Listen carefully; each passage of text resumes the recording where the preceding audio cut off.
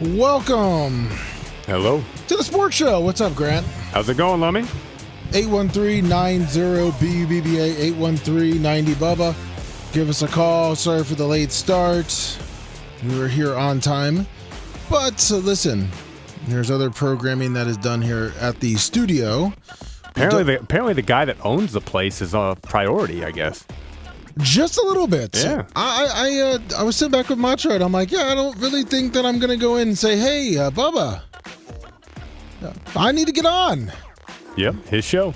But thank you for hanging out, not giving up, because like I told you, our schedule has been a little crazy this week, and I was feeling that some of the people that were coming on and emailed probably were like, oh, another show and another show that was not able to be done this week. But we got it in, so we can talk all sports. All sports. Let's just hypothetically the one say sport that matters. Exactly. Football. College football and NFL. So we'll take your calls, and we got some emails we're going to read. We're just going to go right off the bat since we got started so late. We're going to start with the college football, and we do have from Mark. Mark from Tarpon wants to know what is going on with the situation in North Carolina with Bill Belichick. Well, it's bad right now. They're a bad football team. They haven't been a good defense in Mac Brown's last couple years. They had pretty good offense, but were terrible on defense. And now Belichick comes in. They paid him a shitload of money. Obviously, he's the most decorated coach in NFL history, coming down to college and different type of ball game. Obviously, all the NIL stuff, and they're bad. They're a bad team. But if you're a great coach, you'll improve a bad team. And they're paying him too much money to fire him. So just get that out of your head. They're not going to fire him. Also, $20 million buyout. I don't even know, but get it out of your head that he's going to quit. Also, because what's his legacy look like if he does end up just resigning after 1 year? That's not happening. So, and the ACC is mediocre, and their schedule. You got Virginia's obviously ranked, but the rest of the games: Cal, Syracuse, Stanford, Wake, Duke, NC State, and then Virginia, who's a ranked Virginia team. Those are all okay teams. If you can become a decent team, if you're North Carolina, you can win some of those games and start the rebuild this year. Now it looks like they are on a 2-3, but it looks like during the Power 4 competition they are combined. They're 1-3. They beat the Richmond Spiders. They beat Charlotte. Team, you just watch USF run up and down the field on Charlotte, and this North Carolina team had 303 total yards of offense and 20 points against Charlotte. USF had, I think, 630 and 54 total points, including 4 turnovers. Yeah, they looked a little sloppy there. It was. I love to see it, actually, because this is the game. Is that the teams they should be doing that against? You never want to do it, but you win a game, you score 54 points, and you have all this to fix. Like you have all. It's a great problem to have, and I will let that swing right into the USF game. Obviously, us here in Tampa should be very excited. It was a really good crowd Friday. Little late arriving. That's what happens in pro towns, but exactly. Lower Bowl was packed pretty good, and USF came out hot, put on a show. I think Charlotte went 3 and out 6 out of their first 8 possessions, and USF scored. It was 26-0 early in the second quarter, and that was USF dropped 4 or 5 balls right in the hands, and also turned the ball over 4 times. But again, you score 54 points, have 630 yards. I think right about 400 of those yards were on the ground. So shout out to the O-line. See here. You know the O-line's doing a good job when you're rushing for 400 yards. And there's just a lot of guys making plays. It's a well-coached football team. USF is obviously Golesh is going to be a hot name, but just let's have some appreciation for what they built. This is a good team, and they play tomorrow night at tough game at North Texas. North Texas last week. North Texas student body, the president of the school announced that school was canceled on Friday, so everyone can go to the game, tailgate, and make the atmosphere good at DATCU Stadium, DATCU, some bank. 30,000 should be packed. It looks like, yeah, Byron had I did not attend the game. I was actually in the middle of the woods. I was able to kind of listen to it on my phone, but yeah, Byron Brown, 17 carries, 162 yards of rushing with a touchdown. go along with 19 for 34, 211, 4 TDs, and 2 interceptions. Not the greatest game, not the greatest, day of passing. One of the picks was bad. He didn't see the flat defender. They ran a post over concept, off play action, and he threw the over and did not see the flat defender that just sank down. I've been guilty of that before. But you gotta, there's no excuse when you're as experienced as him. Just like it happens, but. One of the picks was tipped, a screen pass that got tipped. And I will say that Byron Brown, I'll go on a little rant right now, Lummy. So Byron Brown. Yes. This game is well in hand. He throws a tip ball for an interception. Defensive back, going the other way, I say that's 6. There's a lead blocker in front of him. He makes the tackle at the 1-yard line. Byron Brown did. A straight-up effort play where, did it matter? They scored the next play. No. They're up big? No. But it's an effort play where that's the type of quarterback I want on my team. This guy made the freaking tackle in a 3-score game, insane effort to chase a guy down, go through a blocker, and make a tackle at the 1-yard line. But are you scared that right there can get him injured? He's a big boy. You see him. I know, but still, he's a big boy. There's some freak things that can happen. There are. You play the game, you know that's going to happen. But you know my other school, K-State. Yeah. Avery Johnson is the most talented passer. He runs 4.35. He can throw the ball. He throws a pick in the 4th quarter. And I promise you today, Lummy, if you put a helmet and shoulder pads on me and you put me in the same position he was in, I make the tackle, or I at least make... You slow him down a little bit. I slow him down enough for someone else. He didn't get within 5 yards of the guy, let him cut back and score. We lose. I mean... The guy they probably score a couple plays later, but you got to have some freaking dog in you and have some pride. It's just effort. Effort goes a long way. I'll go back to the only time I've ever been to Doak Campbell Stadium. Georgia Tech 2023. Florida State was a 4-3 team. Jordan Travis was their quarterback. Florida State, first quarter, I think Georgia Tech was 2-4 at the time. Florida State lines up in Wildcat. Jordan Travis is split out to the right, Lummy. Yeah. He is all the way at the sideline, just not even involved in the play. There's a bad snap to Toafili. Lawrence Toafili. Yeah, Lawrence. Went to school with his dad. Number 1 for Georgia Tech picks the ball up, and it's a foot race with Toafili. He ends up stiff-arming him. And I say, oh, shit, this guy's going to... Oh, Jordan Travis made the tackle 75 yards down the field, the other side. He ran about, Pythagorean theorem would be, probably he ran about 93 to 95 yards. No, you got to go with, obviously, that's player too, but is that a little bit of coaching? Sometimes, but I don't... You can't coach that type of dog mentality of just... Jordan Travis is the first pick of backyard football because he can play safety, he can play run, he's going to play everything. He can play everything. I want a quarterback on my team that wins. I want a quarterback on my team that gives effort. And I just get sick of watching Avery Johnson be so scared of contact and act like he's in the NFL. It's just like, my God, he's a incredibly talented quarterback, but he's a pussy.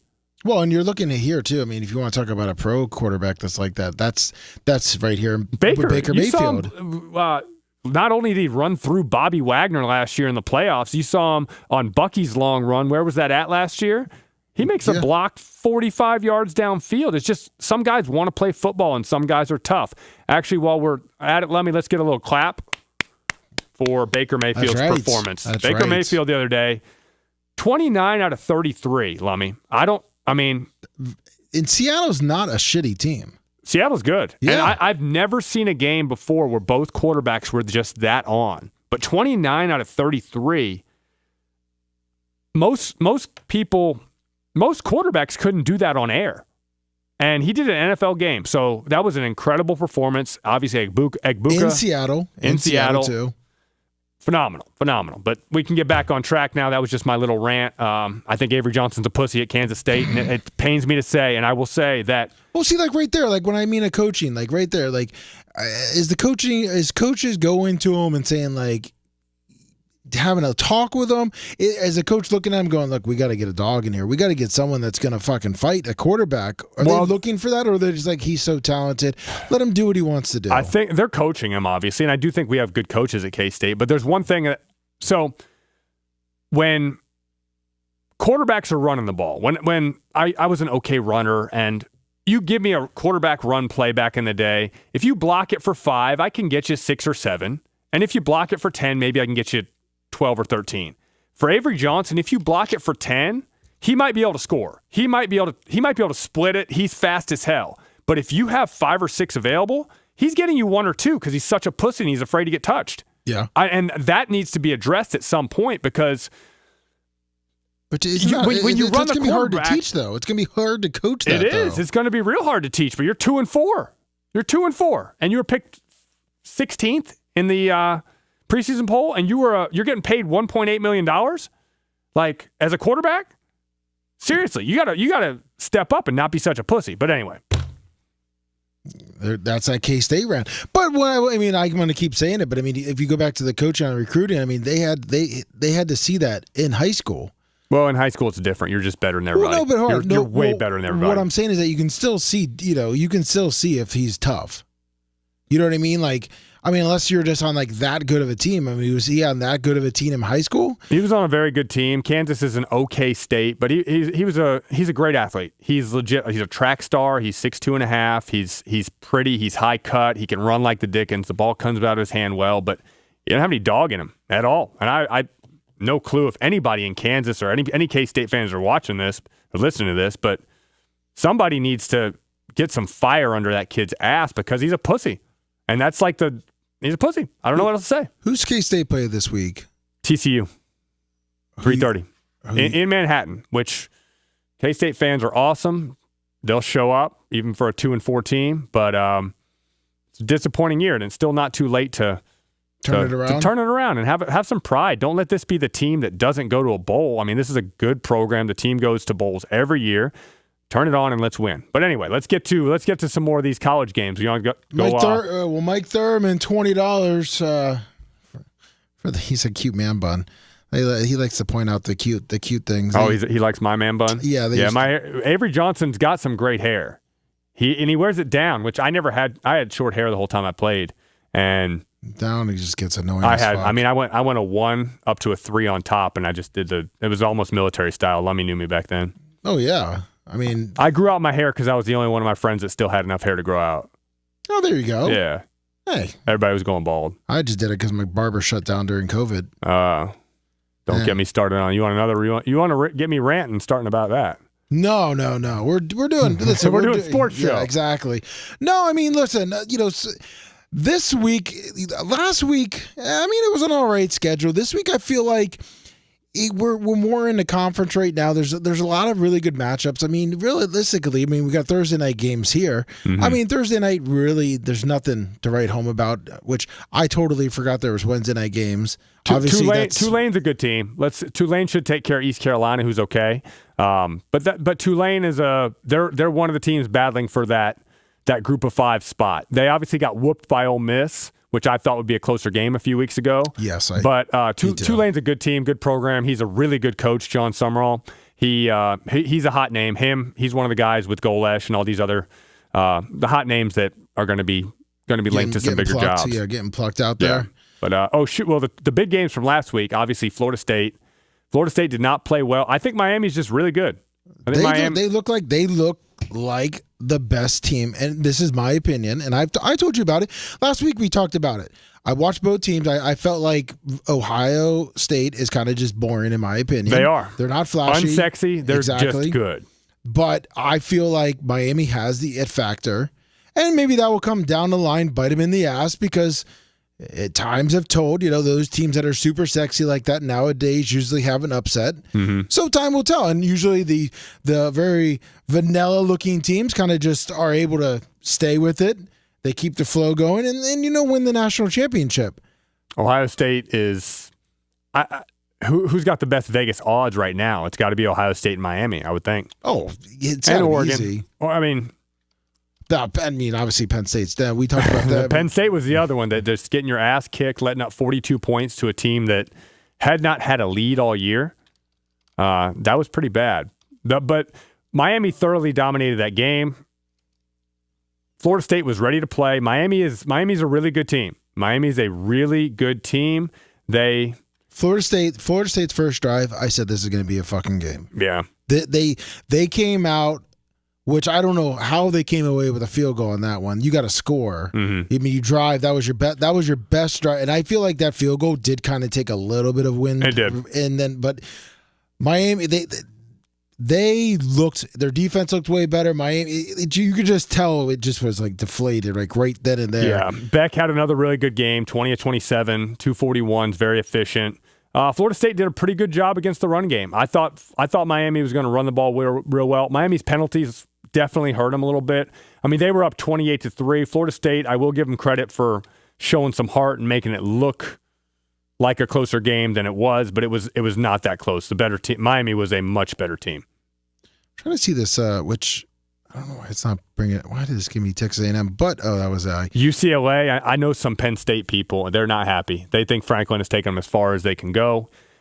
Is he going to get kind of a forced exit? Are they going to? I have heard that they might tell him, "Hey, look for other jobs. We're not going to fire you, but if you want to look for other jobs, we won't stand in your way." Well, this is surprising. The Vegas odds right now: Ohio State, Oregon, Bama's third. Wow. Miami Hurricanes number 4, Georgia 5, and Oklahoma 6.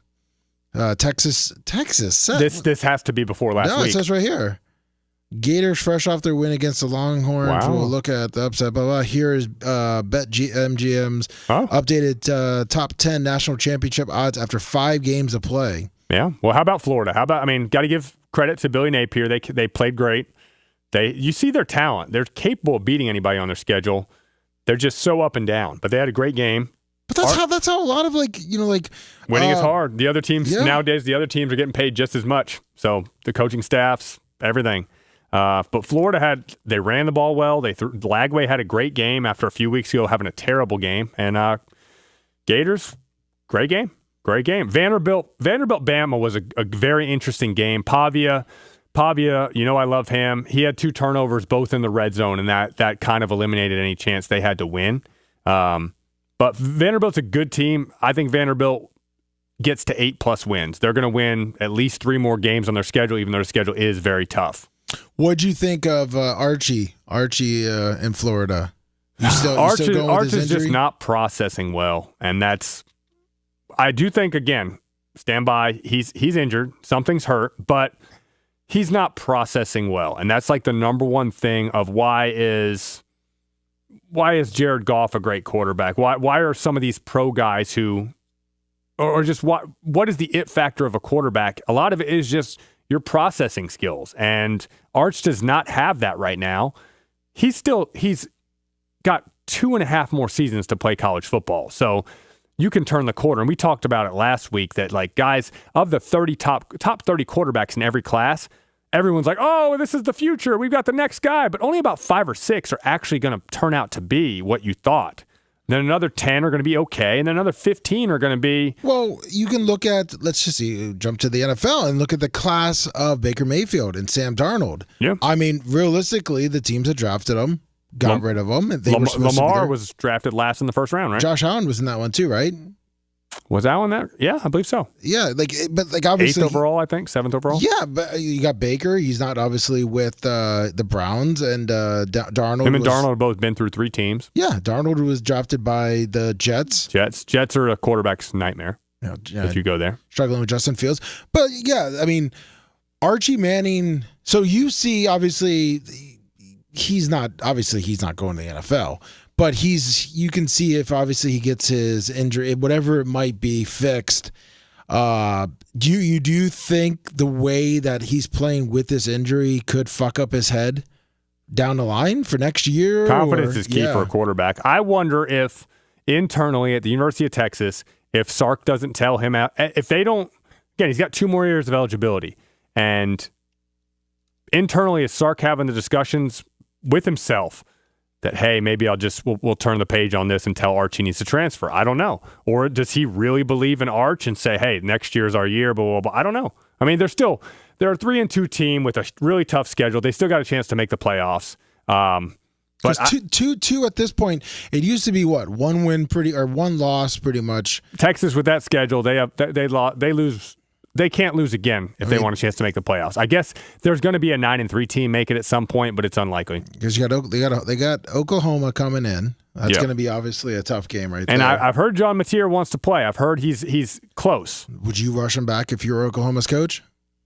It depends on if it's not rushing him back, but if you're in any more danger of hurting yourself worse with a hand, like the risk is, do you get hit on your hand, which whether you have a hand injury or not, you know what I'm saying? It's unaffected. His hand strength is probably 75%. Can he be effective with that? I don't know. That's up to the coach. 386. Yo, is this Bubba customer service? No. Hello?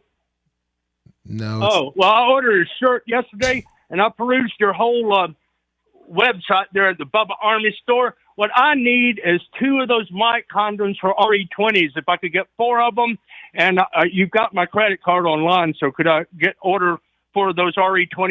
Could have sworn I just said no. You gotta email Bubba Army. Bubba Army. You gotta go to the store, Bubba Army store, and email. Merch store. Okay. Well, thanks very much. Thank you. Well, have a great day. You too. Have a good day. Oh no, it's not. I need to order 4 mic socks. All right. Thank you.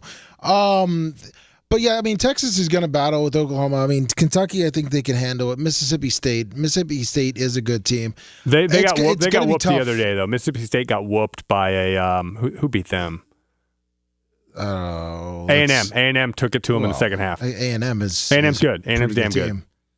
Yeah, 31-9. Yep. And also, we go back to that Penn State game. Got to give a little love to the most hated player in college football, which is Nico. He well-deserved that what he went through in the offseason, but he's a really talented player, and he played awesome. And he look at his rushing, too. Nico is running the ball well this year also. Like, he's a tall, thin guy, but he is immensely talented. And look at his rushing on the year. Let's go. He's 60. They're running him 13, 11, 6, 14, and 16 carries. They're making him do a lot. So I give him credit. He had a great game, and I don't know anything about him. I know that the optics were bad for his Tennessee transfer, but kid's a good player. I mean, yeah. I mean, UCLA is. I mean, they look bad. Is this done for James Franklin in Penn State? You're not going to make a midseason move. His buyout is astronomical, but has he taken them as far as he can go? I don't know. They're a really good team. They're a really good program. Are you going to fire him and in 4 years be firing another guy because he's going 9-4 instead of 10-2? Because the whole roster is built around Franklin, and you're going to bring in someone totally different. And then the roster's good. The roster's I'm really saying good. Though, but you know, what I mean, you bring in a different coach that doesn't fit with the players. The players are going to, the way he's recruited and the amount of guys that are getting drafted to the NFL. James Franklin can recruit. Any coach that comes into Penn State should be able to win big right away. Unless you get just mass exodus transfers and all that. Penn State you look at every year Penn State's having 5, 6, 8 guys drafted, and you look across the NFL, there's good players, and they've been recruited by James Franklin. He's a really good coach. He's a really good recruiter, but has he taken them as far as he can go? I mean, I guess I'm looking at it. I mean, can't the alumni or whoever they look at it and go, look, and I know maybe because it's a Big Ten school, and every year they expect to be competing, but it's like, hey, sometimes you just need that down year. Well, and I mean, you're looking at the schedule right now, and it's like, okay, yeah, Northwestern, you should bounce out. I mean, technically, you shouldn't have lost to UCLA. Yeah. But I mean, you should be able to bounce back against Northwestern. The loss against Oregon, there's no shame there. They came back late, and they got dominated for most of the game, but they showed heart coming back. But the thing about Penn State is his record against top 5 teams is I think he's won 1 game, or maybe he's won. His record against top 10 teams is terrible. It's horrible. Yeah, and last year they go to the Final Four, have a really good year. Maybe he gets a little of those monkeys off his back, but the fan base, everybody came back. Drew Auer came back. Nick Singleton came back. Katron Allen came back.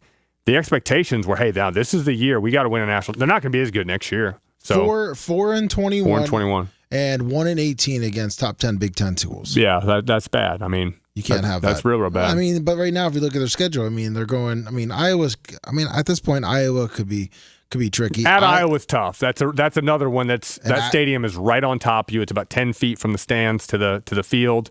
Iowa's going to play defense. But it's going to be opposite of last week. 42-37. We might get 12-7 in this game. But maybe like this team, if they do show that they have some dogs on it and they do fight back. I mean, look, they could be a team that is obviously good enough that can be upsets too at Ohio State. They have the talent to beat Ohio State. They have the talent, which very few teams can say that.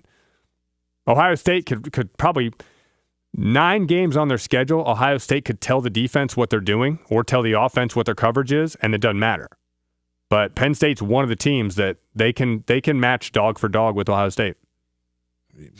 We shall see. Yeah. Other top 25 action from last week. Texas Tech handled Houston in a battle unbeatens. Texas Tech are they the real deal? Like, they're good. They have the transfer class. They've got a good Kansas team on Saturday. Should be a good matchup. Texas Tech has not let up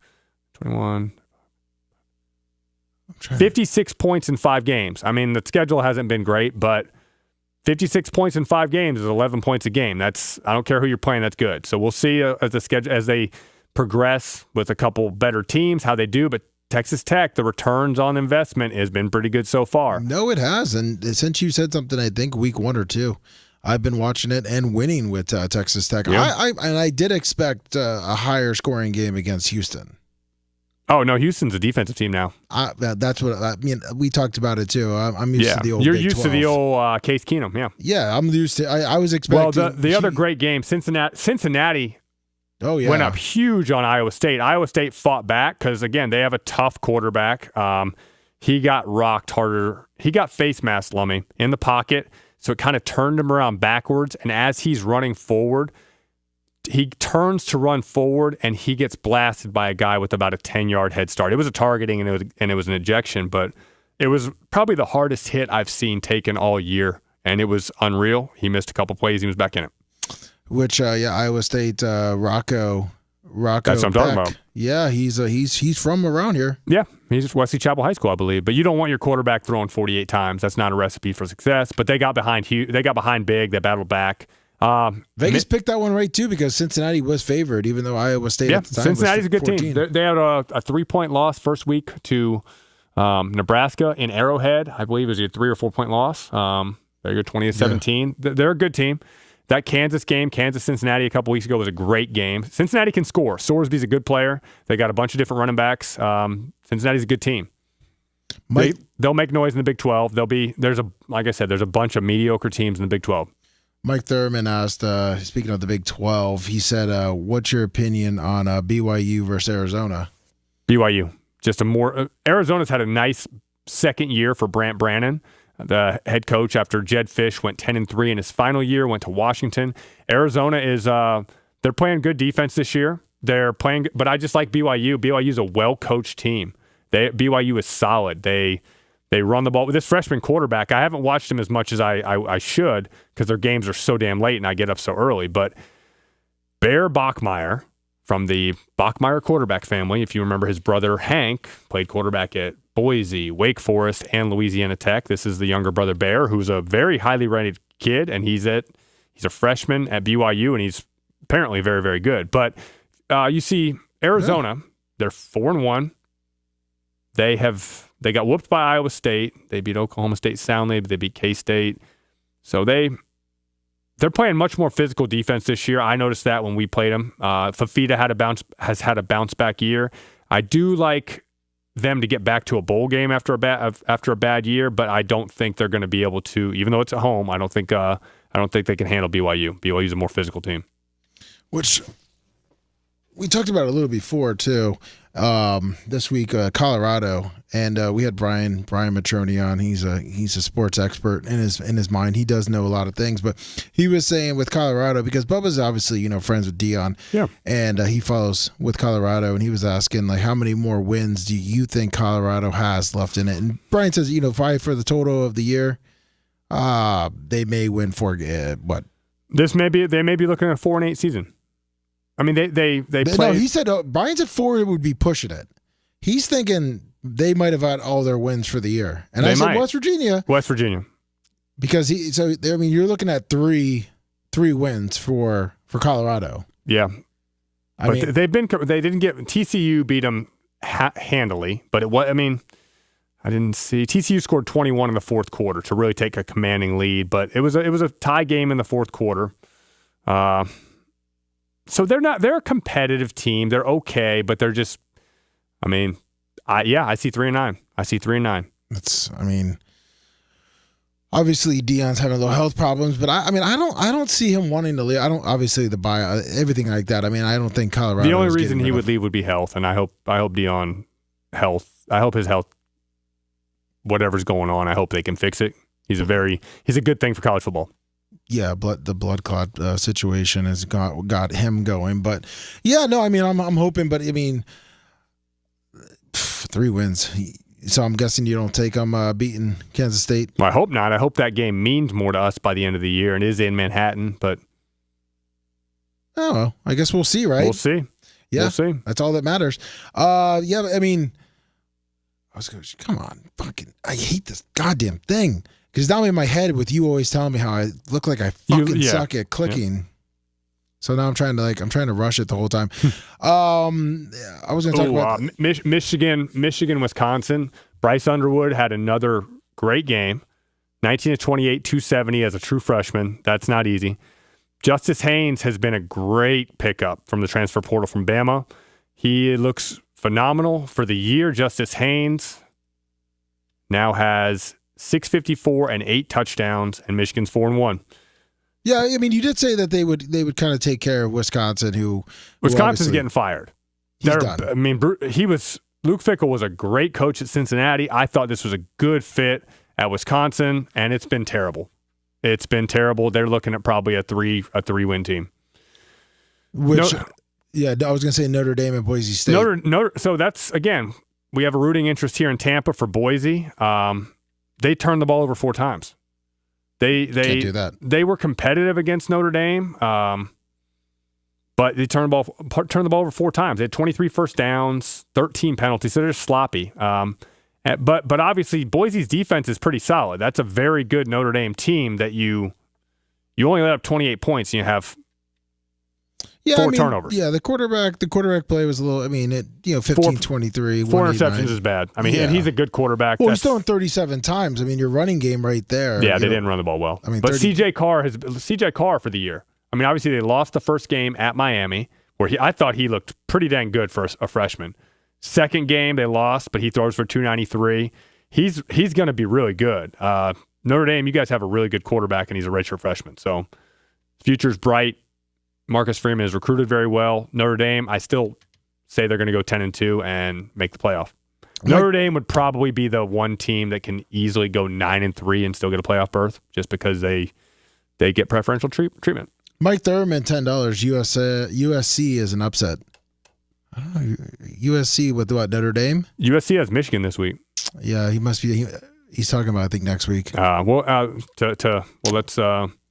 Illinois took care of Purdue last week.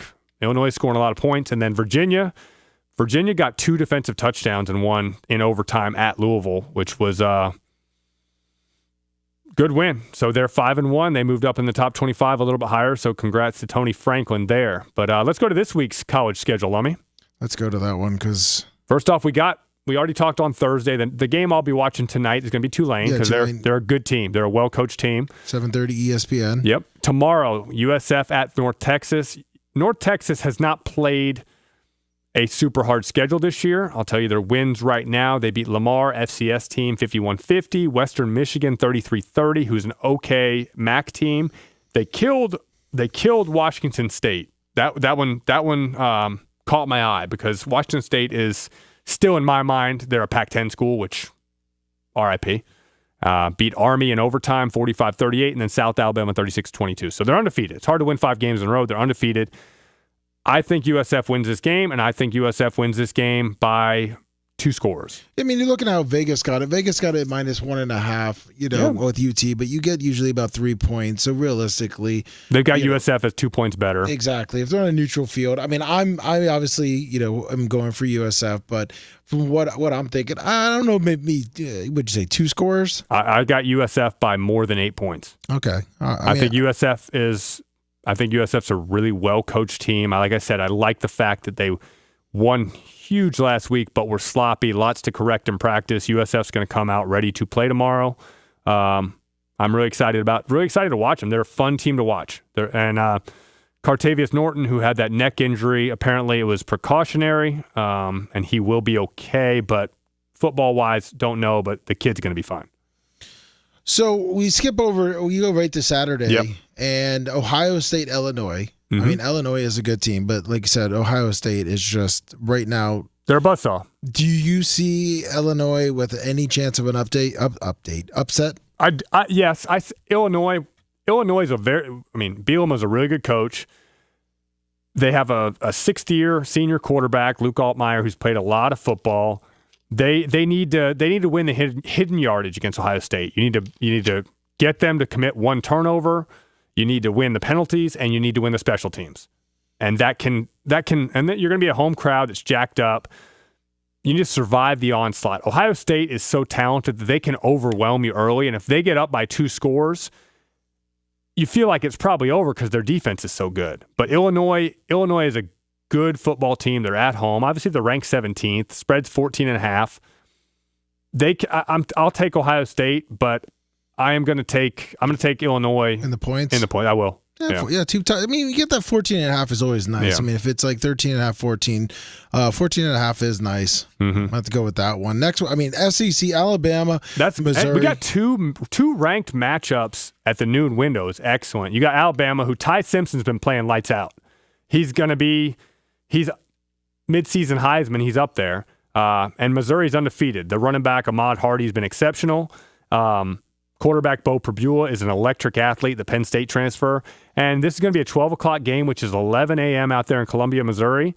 How is it to play in Missouri? We played them at home when I was at K-State. But Missouri Faurot Field is a very good atmosphere. They actually question Lummy. So they're undergoing a big renovation right now. Okay. They have – do you know anything about their stadium, Faurot Field? No. All right, they have a big hill in their end zone, similar to – I don't want to give it away. We already talked about, yes, similar to Virginia. So that's 2 right there, but they have a big hill. But there's a massive renovation going on for an end zone addition that's going to be behind the hill. They're going to keep the hill and make the suites and everything above it and behind it. But how many teams, Lummy, can you name that have hills in their stadiums in college? Are we talking about just Division I? Yeah. Well, I guess you can't technically count UTEP because that's not a hill. Correct. They have that that is Division I. No, I know, but I'm saying you can't count it. That's just a bowl. Yeah, it's not seating, but it's that's what I'm saying. I mean, technically, correct. That doesn't count. That doesn't count because there's a lot of teams with that. But you just named Virginia. Yes, Virginia. I just named you Missouri. Missouri does not have a hill this year. It's interesting.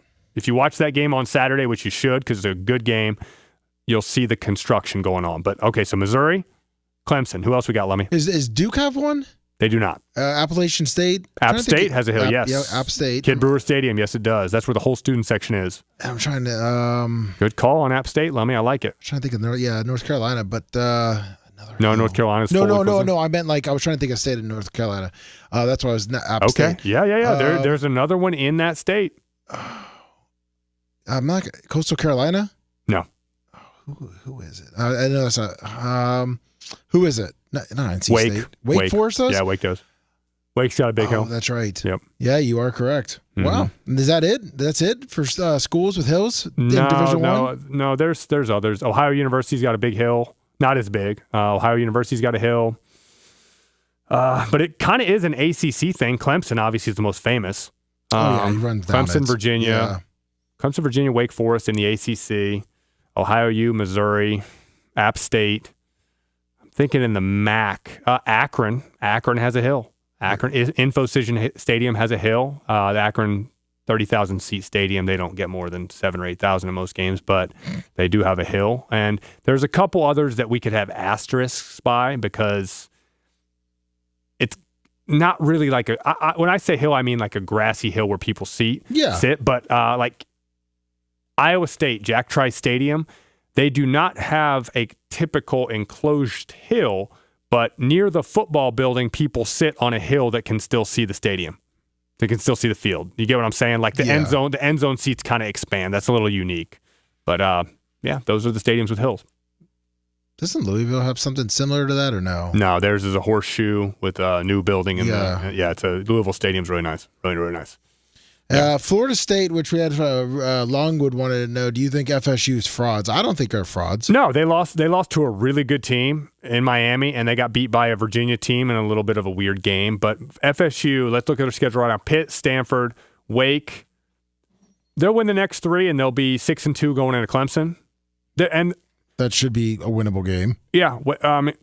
Clemson does. I mean, but it is Clemson still. They still have talent. I still anticipate Clemson getting it together because, again, there's a bunch of guys who are going to get drafted from that team, but they got to play better and they got to coach better. I still say Florida State gets either 9 or 10 wins. Does that make the playoffs for them? Ooh, it's going to be close. It's going to be close. Obviously, Virginia is going to, if both of them have 2 losses, Virginia is going to be ahead of them. Of course, yeah. But I don't think a 10-win ACC team is going to get there. They're going to be, again, looking out. I think Miami gets in from the ACC. And, again, Georgia Tech's still undefeated. Georgia Tech's still very, very good. I don't think they're going to remain undefeated. We'll look at Georgia Tech's schedule right now. Because they still have Georgia, obviously. Yeah. At the end of the year. But, I mean, you go 11-1, you lose to Georgia. To Georgia. And then you play in the ACC game. You're getting in. Georgia Tech, man, they have a pretty... That's a pretty soft schedule. Virginia Tech, Duke, Syracuse, NC State, Boston College, Pitt. I mean, they're going to be favored in every game till Georgia. They're going to be favored in every game. Duke is a little bit sneaky because Duke's got a good quarterback, and Duke's 4-2. Duke's got a 4-2 team. Duke can score points. Interesting. Mensa's thrown for 1,800 yards in 6 games, so he's averaging 306 yards a game. That's pretty damn good. But Duke's a good team. Man, they beat the hell out of Syracuse, beat a good NC State team, lost to Tulane, lost to Illinois. I just can't believe how soft their schedule was at the end. Wild, right? I didn't know that either. That's Georgia Tech. Like, if you got money, it might be a smart bet to put them on getting to the playoff right now. You probably get pretty good odds on that. Well, they would have to win the ACC, correct? If they go 11-0 and lose to Georgia, they'll be in the ACC championship, right? 100%. Yes.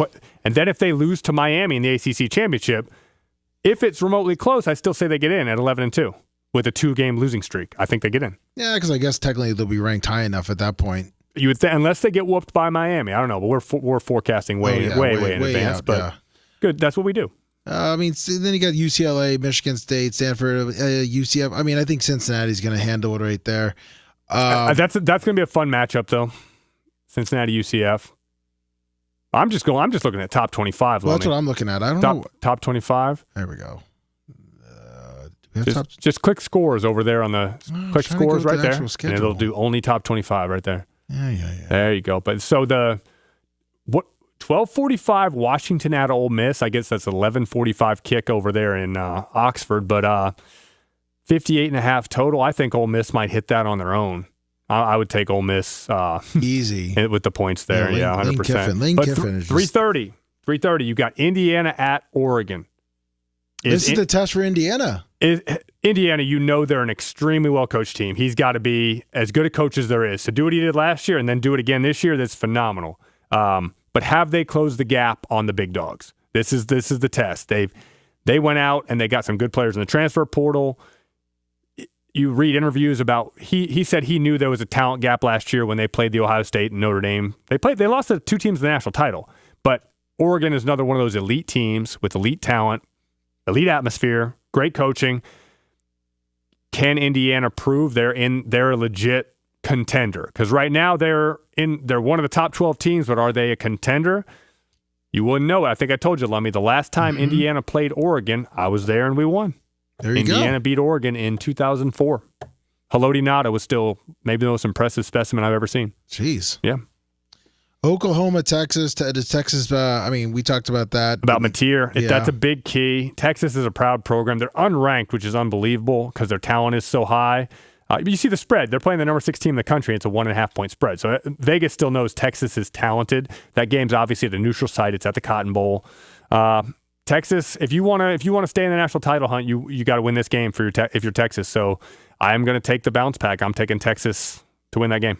We already talked about Georgia Tech. I mean, we forecasted that they're possibly going to be in the ACC championship. I mean, being against Virginia Tech, they got to take care of business. They're going to be.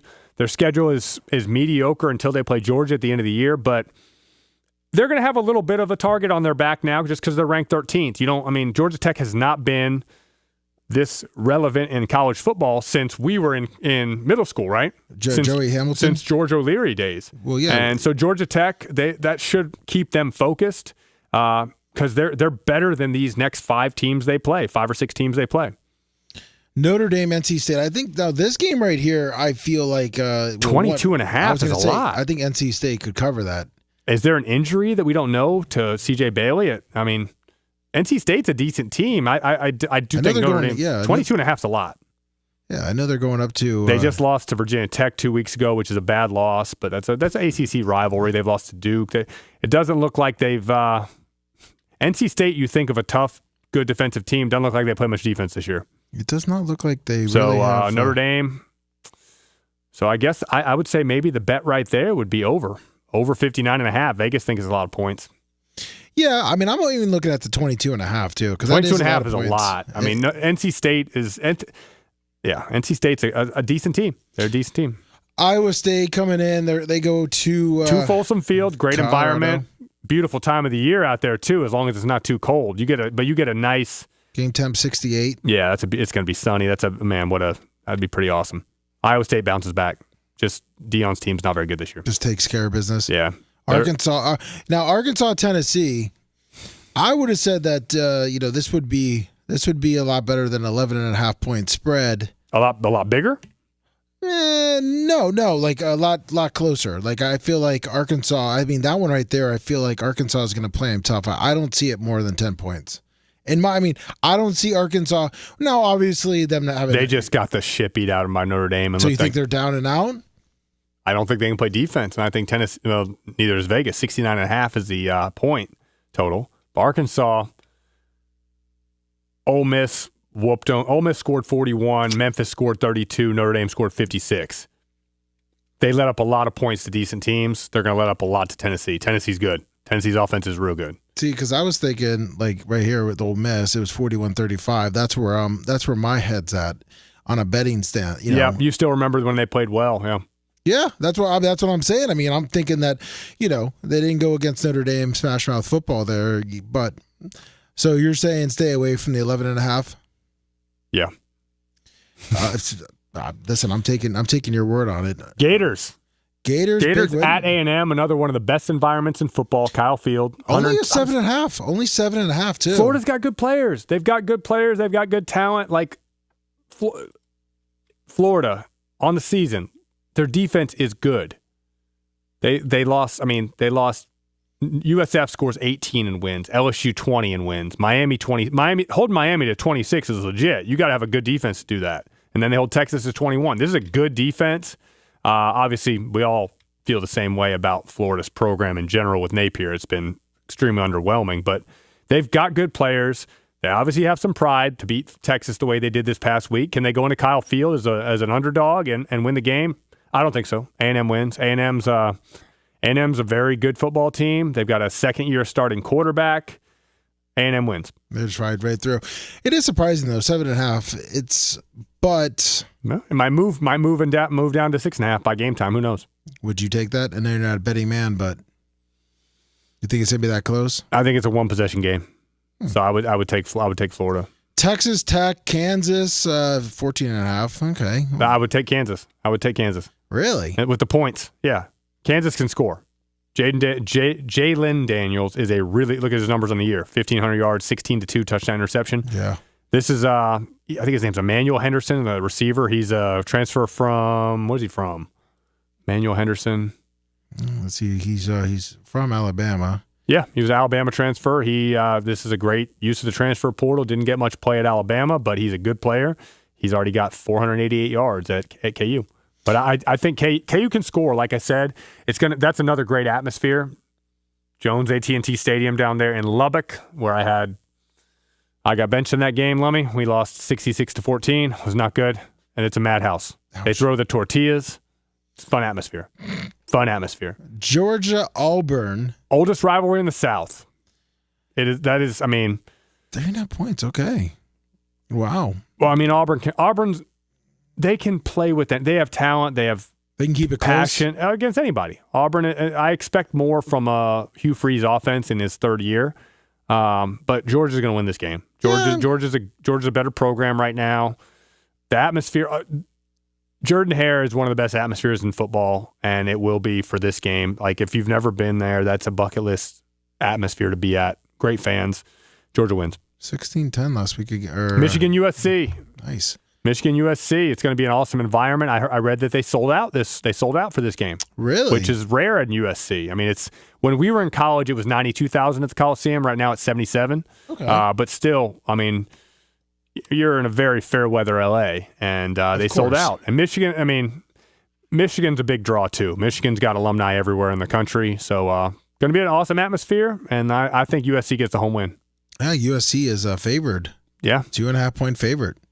It'll be a tough environment. Another great test for the freshman quarterback Bryce Underwood, who's again he looks pretty damn good so far. South Carolina LSU 9.5 point spread. I know that you're not a big fan of LSU's offense. I think South Carolina wins this game and gets back on track. Really? Upset? Yeah, upset. This is my upset. I think South Carolina's had a little bit of a disappointing start to the year. They got whooped by Vanderbilt, and then they lost to a good Missouri team, but bounced back and beat Kentucky. Lenora Sellers, he's been a little bit banged up. He's a really talented quarterback. You watch him play, he's about 6'3.5", 240 pounds, and he is fast. He is twitchy. He's going to be a really high draft pick. Is he going to stay another year? I don't know, but I think that South Carolina gets the win in another one of the toughest environments in sports. LSU at night. LSU at night is worth about 5 or 6 points.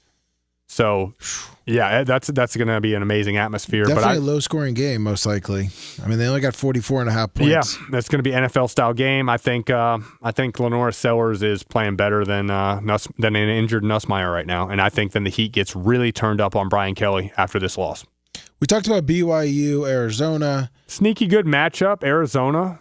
Arizona's got a nice start to the year. They did get whooped by Iowa State, but they're having a nice start to the year. But I think BYU goes down there and handles it. Take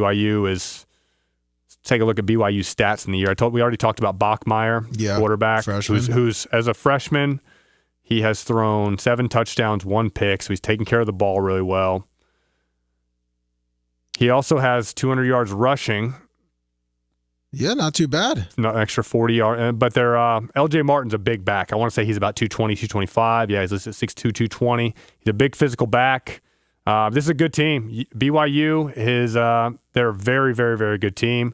Last year, they had a really sneaky season. This year, everyone knew they've been pretty solid. They haven't played anybody super tough yet. No. Portland State, I mean, that is powerhouse. Yeah, we might see, I think we will. We'll see. We might see a BYU Texas Tech undefeated game here in a month. We'll see. Okay. All right. I can see that. I mean, yeah, they got to go to Iowa State, though. I mean, obviously, Utah is going to be a tough game. Mm-hmm. They still got to beat Arizona. Utah's good. Yeah, Utah's good. And Arizona's a solid team. That'll be should be a good environment down there, Arizona Stadium. So, and then we got the last 10-15 game, Arizona State at Utah. Big game is every game in the Big 12 early on. Like I said, there's about 10 teams that could win the Big 12 right now, and Utah and Arizona State are both in that class. Utah obviously did get whooped earlier this year by Texas Tech, but hey, you're allowed one loss in college football now with the way the conference championships structured. Yeah, in the Power Four. Yeah, I mean, you get one loss and. In the 5, the group of 5. Well, it's all about the conference champ. It's the highest ranked group of 5 champions. So USF has that loss, even though Memphis doesn't have a loss, or UNLV, Navy. But USF's win over Florida is huge. Boise State's huge, but USF. I mean, look at their schedule. let's go back to USF a little bit. I obviously think they're gonna. It's a tough schedule for Group of 5. You've got FAU for homecoming next week. Then you have Memphis. At Memphis, yeah. At Memphis and at Navy are both legitimately good football teams. And they're both away, too. And Navy will be in the top 25 by then. But yeah, we'll see. I mean, like I said, I think USF's going to win this week and win handily. Is there anyone that you see, like, is there any rankings that stick out to you in the currently that you're like, what? And I know it doesn't really matter technically, because I think that they put certain teams in certain places to make sure that they're there toward the end, because they're also looking at where people are. But are you looking at it going, why? Like, why is, obviously we know Notre Dame, even with their 2 losses, but is there like, where's, like Cincinnati? Do you think Cincinnati should be currently ranked? I mean, or do you think they're right where they should be? I expected them to be right there in that 23 to 26, and here you see them the first team receiving votes. Yeah. And then the other poll, they're 28, and USF is 29 in the other poll. But no, I'm fine with the top 25 as is. I mean, I think everybody, if you have eyes, you know Notre Dame is still one of the top teams, and losing that Miami loss at Miami, I mean, that might be the best team in the country you lost to in the first week of the season. Yeah. There's no shame there. And then you lose to Texas. You've lost to the teams that are ranked number 2 and number 5. Yeah. No, that's understandable right there. I think it is pretty well. Yeah, Texas shouldn't be ranked anymore. No, that's the one, and they're not ranked in the AP, but the coaches still have them ranked. But you know what the thing is about the coaches poll? Coaches don't get to watch anybody play other than who's on their schedule. They only watch film. So like. Are they technically watching, or are they technically voting, or do they got someone for them? The coaches poll is the last thing on those coaches' mind. Yeah. They don't give a shit. And I still remember, I think Levitt was, I remember talking to Levitt on a bus one day because he had a vote back in the day, and like he was asking us because they don't give a shit. Like they don't watch games. They're so freaking hyper focused on the teams on their schedule. They don't watch games. Internet Fred asked, what's your take on Clemson's linebacker crew? Do you know anything about the Clemson's linebacker crew? I know their D-line is supposed to be phenomenal, but they're not playing great this year. The linebacking crew, I mean, I know they got Wade Woodaz from Jesuit High School right here in Tampa. So, I know he's a very good player. He put on about 30 pounds since he's been there because he was a safety, but he's a very good player. I believe he's a captain this year. But Clemson is just an underperforming team right now, and let's look at their schedule a little bit. Let's look at the Clemson schedule. Let me get them pulled up. ACC, Clemson. They're 1-2 in conference. They play Boston College. They should kill them. Boston College is having a bad year. Let's see if SMU. Duke. They should be 5-3 when they play Florida State. And Florida State should take care of business. I'm going to go on a limb right now because I am a Dabo believer. Clemson goes 9-3. Really? I'm going to go out on a limb, and call me out next week if I screw this up. But Dabo's too good of a coach. It's too good of a program. They're going to go 9-3, and probably people will they shouldn't make the playoff regardless. But they got programs win, and they're gonna be a good. They're gonna win. So you think so? Their only loss will be because they got South Carolina. I know that you're. No, they're gonna beat them. Who? Oh, they're gonna win out. They're gonna win out. Are they? They're gonna win out. Well, they got you said 9-3. They're 2-3. Who? Oh fuck yeah! I didn't. I was looking down. I pretty much clicked it here. I was looking at them right here. I didn't see that LSU loss. Yeah. Yeah, but so 17-10. That's not bad.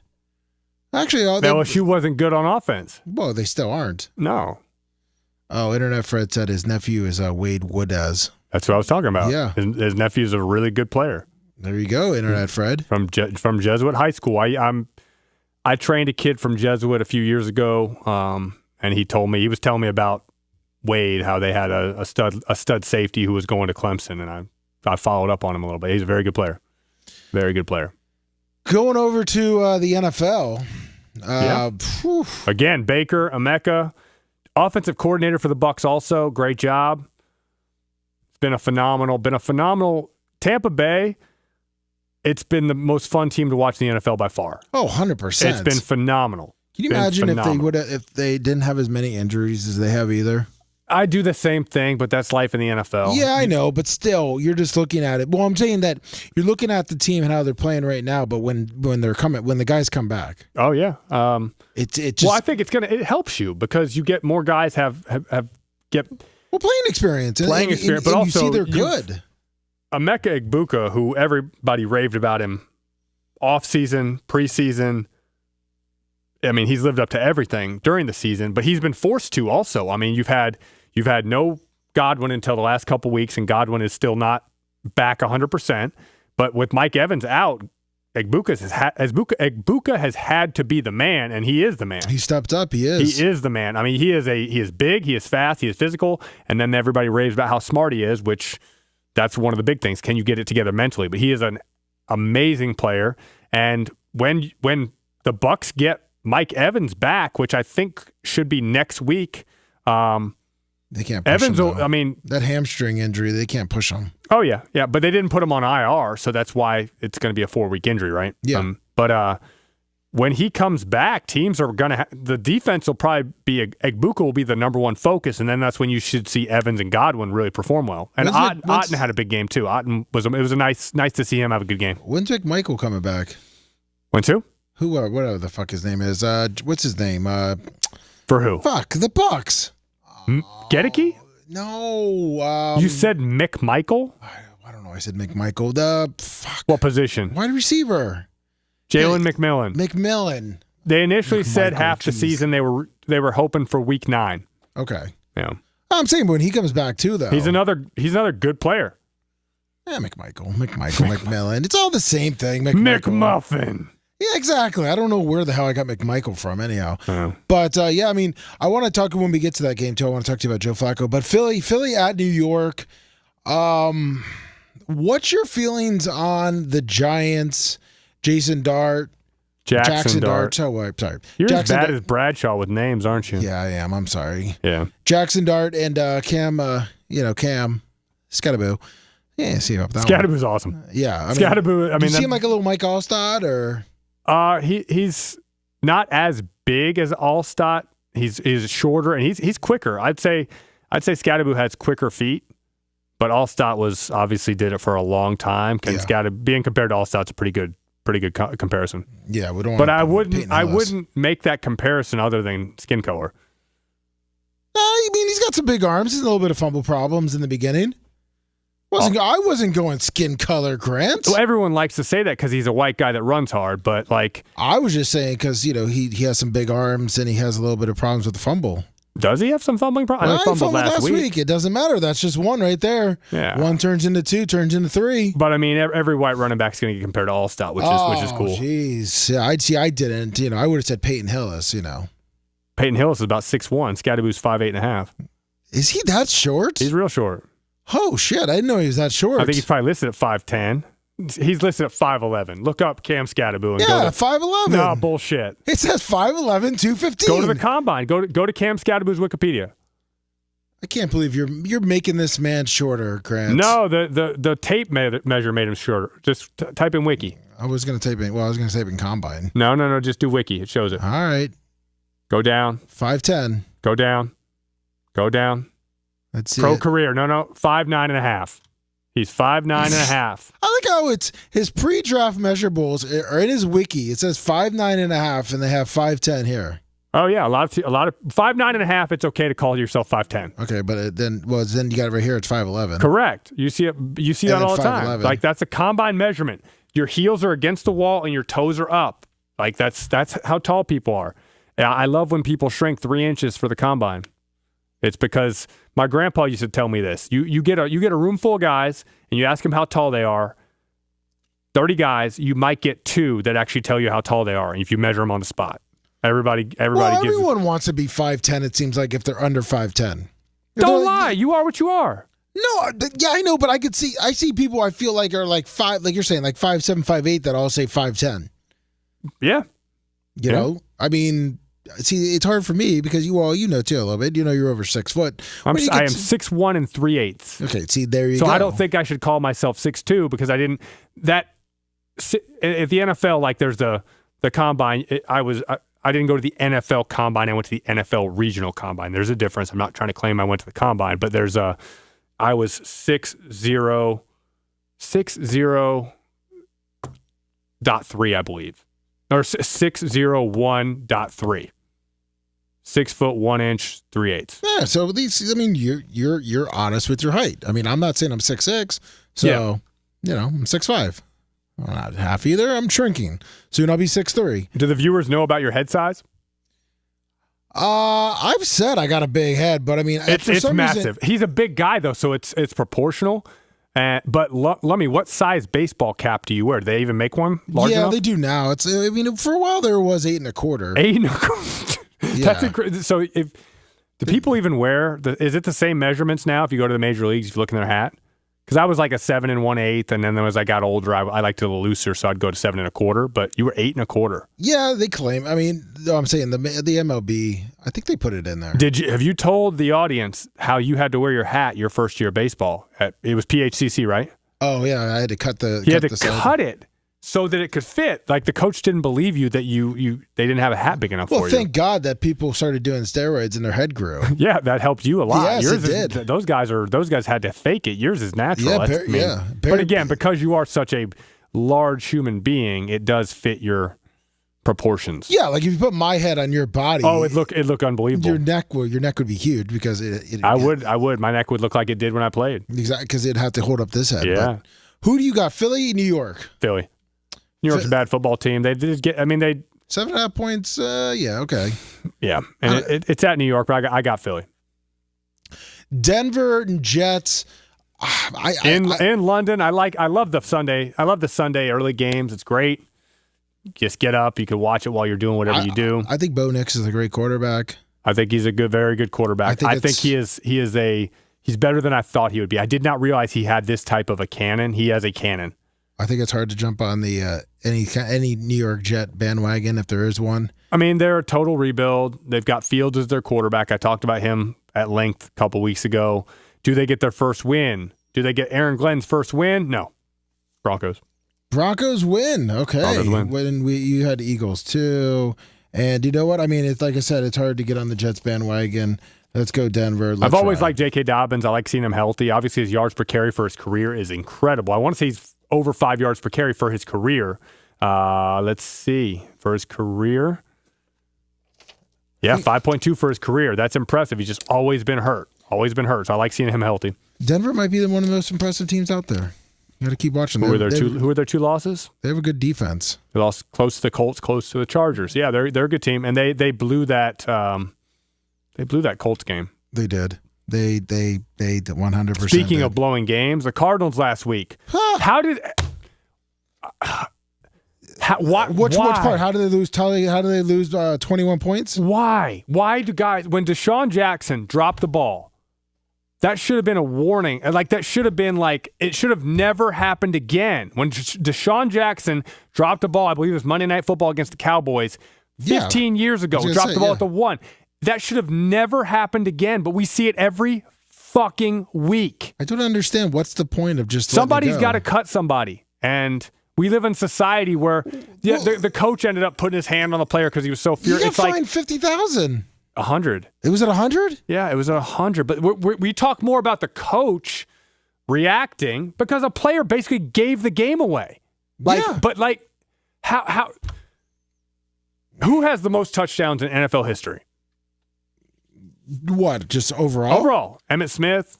Is it Emmitt or Barry? It's not Barry. He didn't play long enough. But yeah, most touchdowns scored.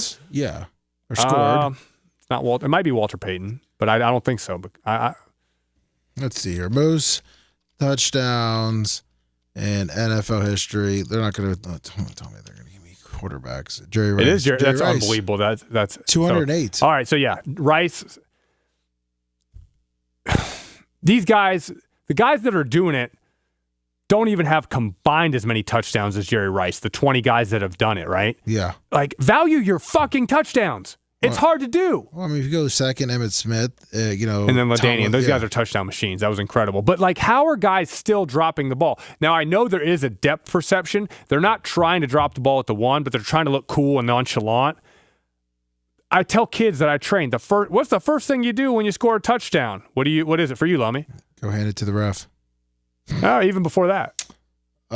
Some kids might say, and I work with young kids too, but dance or whatever. Spike? No. What are you teaching them? Look and see if there's a flag on the field to make sure it counts. Oh, okay. Well, I'm thinking. I'm thinking. You run in, you're about, then you just run over to the ref. Well, you know what would really? I've seen it before. You know what really sucks?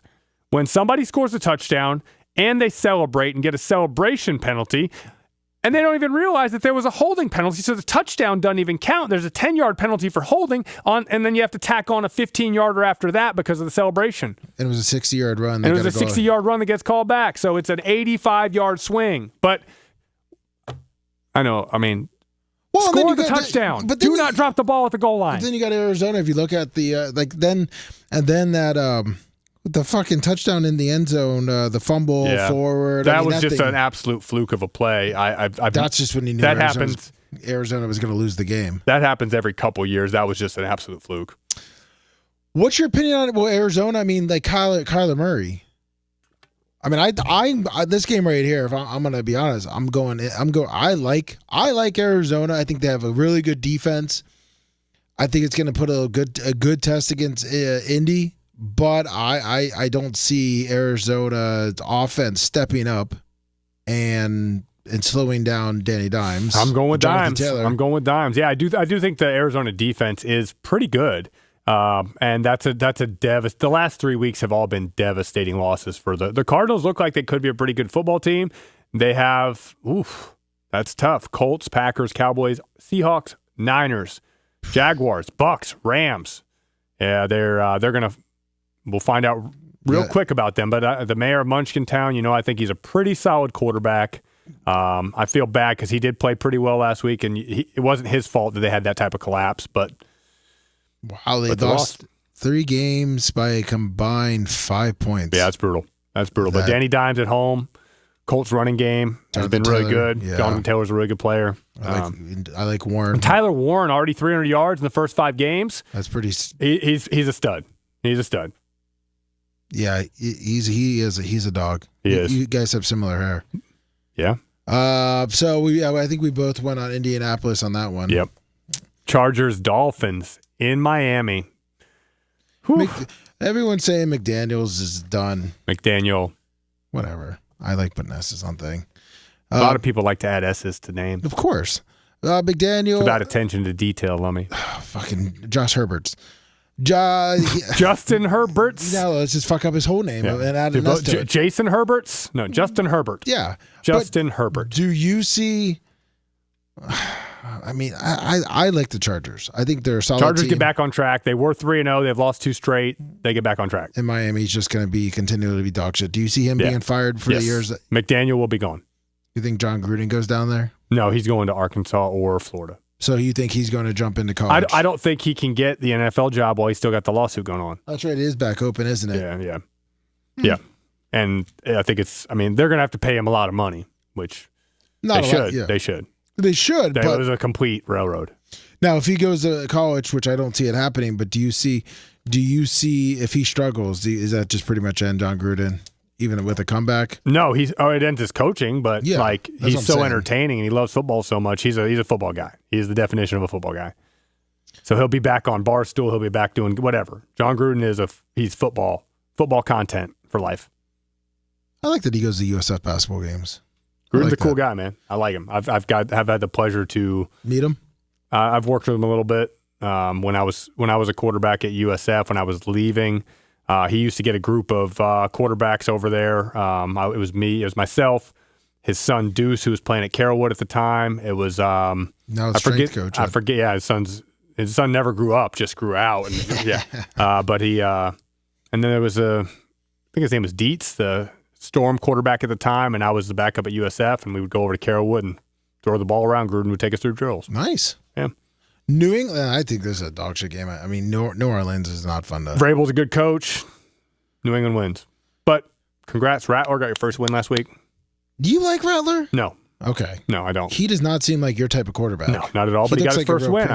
No, I know, but I'm just saying, like, I just don't see him being. He just looks like such a prick.